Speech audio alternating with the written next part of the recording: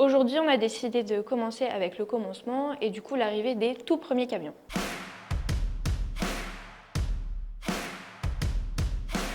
C'est la révolution industrielle qui est à l'origine des débuts du camion, parce qu'il fallait répondre à des nouveaux besoins de logistique et de transport de charges lourdes. C'est effectivement la définition même d'un camion, un chariot apte au transport lourd. La révolution industrielle, elle a commencé en Angleterre au milieu du XVIIIe siècle, avant d'arriver en France au début du XIXe et d'atteindre enfin l'Allemagne et les États-Unis à partir du milieu du XIXe. La révolution industrielle, donc, elle a commencé en Angleterre avant de se propager en France, en Allemagne et aux États-Unis.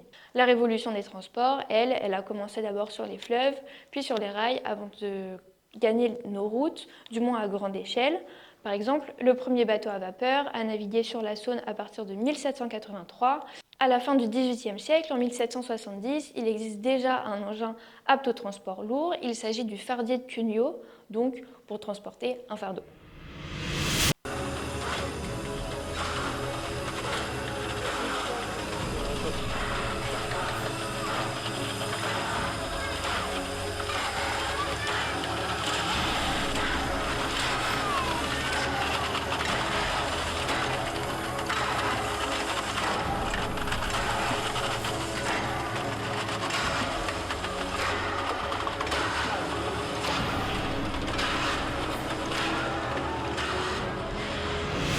Cugnot, lui, il a commencé sa carrière dans le domaine militaire. Il a par exemple mis au point un fusil adapté aux soldats à cheval. Mais il rêvait de plus grand et surtout de plus de vapeur. C'est le duc de Choiseul qui lui donne sa chance. En sa qualité de secrétaire d'état de guerre, il permet le financement du fardier de Cugnot. Parce que oui, rappelez-vous, à l'époque, la France était toujours une royauté. Une reproduction est visible au musée des Arts et Métiers de Paris. On voit très bien la chaudière située à l'avant du véhicule. Comment est-ce que le fardier fonctionne? C'est simple, c'est la vapeur qui actionne les pistons situés de part et d'autre de la roue avant, parce que le fardier, il est disposé sur 3 roues, une à l'avant et 2 à l'arrière. C'est celle de l'avant qui va tracter l'ensemble du véhicule. Et quel véhicule, me direz-vous? On n'est pas sur un cheval de course, on avance à seulement 4 km/h. Et surtout, au niveau de la taille, on est sur 7 mètres de long pour 2,2 mètres de large. Pour faire un créneau, je vous dis pas la galère, parce que le guidon est un simple manche à actionner, sauf que vous vous imaginez bien qu'avec la taille de l'engin, c'est très difficile. On le voit d'ailleurs sur cette reproduction présentée en 2011 à l'occasion de l'exposition Rétromobile de Paris. Même si elle a été réalisée par nos temps modernes, on voit bien que la navigation est très compliquée. Les châssis étaient réalisés à l'époque en bois et en acier, donc les risques d'incendie sont très grands. C'est finalement un accident de freinage qui aura raison du fardier. Malgré tous ses défauts apparents, c'est une vraie révolution parce qu'il s'agit du tout premier véhicule au monde à pouvoir se mouvoir sans la force d'un animal. Cette innovation, elle va surtout poser les bases pour les futurs ingénieurs automobiles afin qu'on puisse commencer à voir apparaître des camions de notre ère moderne. La révolution des transports est en marche et certains engins pourraient s'apparenter à de la science-fiction.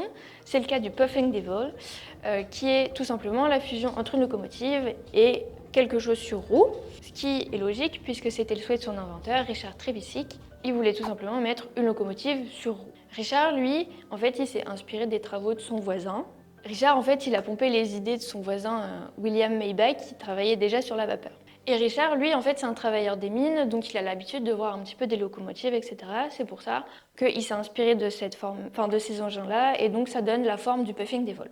Le Puffing Devil, donc comme son nom l'indique, il fonctionne à la vapeur, et sauf qu'on est au début du 19e siècle, et la superstar de la vapeur à l'époque, c'est James Watt. Sauf que l'engin de Trevithick, en fait, il se distingue des travaux de James Watt parce que c'est la pression de la vapeur qui permet de faire avancer le véhicule. Tout simplement, la pression, elle permet d'actionner les pistons qui ensuite entraînent les roues. Le premier voyage du diable fumant, ça se passe la veille de Noël en 1801 et c'est un grand succès parce qu'on a déjà 6 passagers à son bord. Le 28 décembre, donc quelques jours plus tard, Trevithick part avec quelques compagnons pour voir son cousin Andrew Vivian, qui en fait a financé le projet, donc forcément il voulait voir si ça tenait la route. Sauf que sur le trajet, ils ont un petit accident, que l'ensemble de l'équipage se dit qu'ils ont le temps d'aller casser la croûte et même d'aller boire un coup avant de réparer et de reprendre la route pour rejoindre Vivian. Sauf que vous vous rappelez, à l'époque, les châssis étaient en acier et en bois. Finalement, c'est un incendie qui aura raison du Puffing Devil. Richard Trevithick, il avait déjà pensé à tout parce qu'il a réussi à breveter son invention, déjà pour conserver sa matière grise et surtout pour pouvoir en refaire un plus facilement. C'est une vraie révolution pour l'époque, encore une fois, parce que c'est la première fois que le moteur est intégré au véhicule. Et surtout, ça prouve au monde entier qu'un moteur à vapeur permet de mettre en mouvement un véhicule et même de transporter des passagers, ce qui implique donc le transport d'une charge lourde. L'engouement est si fort au sud du Pays de Galles que finalement Londres en entend parler et à l'époque, ça voulait quand même dire que vous aviez percé. Il faut finalement attendre plus d'un siècle pour avoir une évolution dans le monde du camion et surtout commencer à reconnaître des véhicules tels qu'on les connaît. On a Gottlieb Daimler, un Allemand, et Valentin Puret, qui modernisent le projet et surtout qui vont permettre de répondre aux nouveaux besoins de l'époque. La partie la plus importante étant le moteur, ils modernisent le projet de moteur à 4 temps d'Alphonse Eugène Beau de Rochas, non plus long, on n'a pas trouvé, qui fonctionne comme vous êtes en train de le voir à l'écran.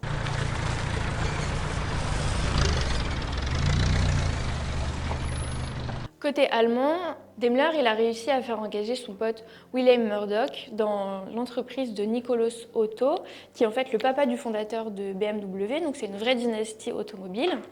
Les deux amis ils réussissent à breveter le moteur qui s'appelle le Daimler Type P, et qui est d'ailleurs visible au musée Mercedes-Benz Stuttgart. On voit très bien l'inspiration du moteur à 4 temps. Les deux amis, donc, ils ont réussi à motoriser déjà des véhicules légers avant de s'attaquer aux camions.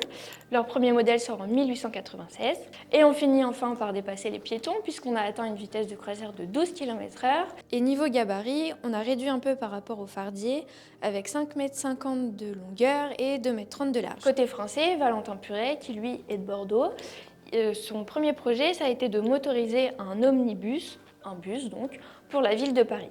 Son innovation, ça a été de mettre le moteur à l'arrière du véhicule. Il continue d'innover et de moderniser son projet jusqu'en 1909. Il reprend ce châssis qui est fiable et durable pour pouvoir moderniser son projet et il sort finalement son premier camion, le type B, à ne pas confondre avec le moteur P, il faut suivre. Il finit par sortir son premier camion en 1909 et il arrive même à y atteler une remorque, c'est vous dire la puissance de l'engin. Son travail est de plus en plus reconnu, à tel point que l'armée va utiliser son type B pour pouvoir transporter les chars Renault FT.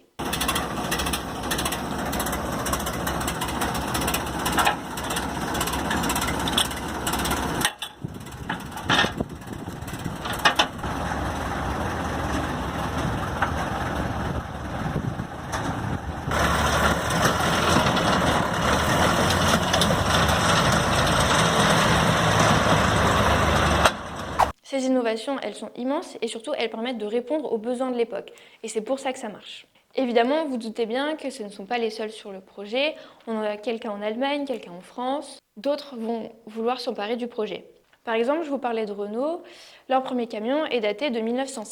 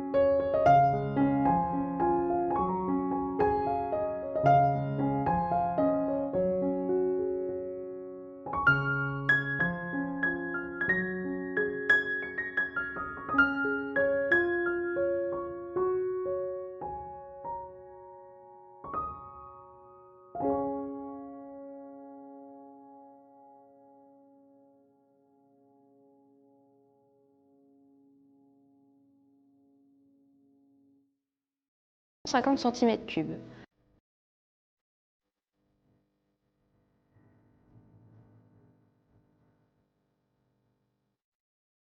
Son carburant est un solvant destiné aux chimistes et il consommait environ 10 litres pour 100 km. Finalement, le Benz Motorwagen, il arrive à avancer à 20 km/h. On n'est toujours pas sur une vitesse d'autoroute, mais on va finir par y arriver. Finalement, Benz s'associe en 1926 à Daimler, dont je viens de vous parler, qui est lui propriétaire de la marque Mercedes, et c'est donc la naissance de la marque Mercedes-Benz telle qu'on la connaît. Pour conclure sur ce premier chapitre, vous l'avez compris, avant d'en arriver ne serait-ce qu'à des modèles tels que ceux-ci, il s'est passé beaucoup d'étapes.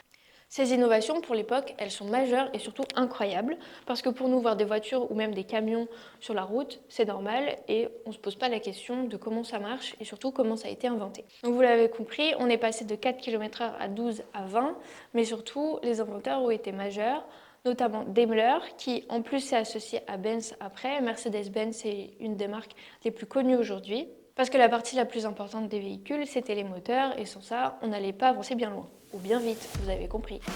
Voilà pour ce premier épisode sur le début des camions. Si ça vous a plu, likez et commentez la vidéo. On aura d'autres séries de vidéos, notamment sur l'histoire des marques, parce que vous l'avez compris, il y en a eu beaucoup, notamment des majeures. Pour la suite, on se retrouve sur les réseaux sociaux ou sur cette chaîne. N'oubliez pas de vous abonner, on se retrouve très vite.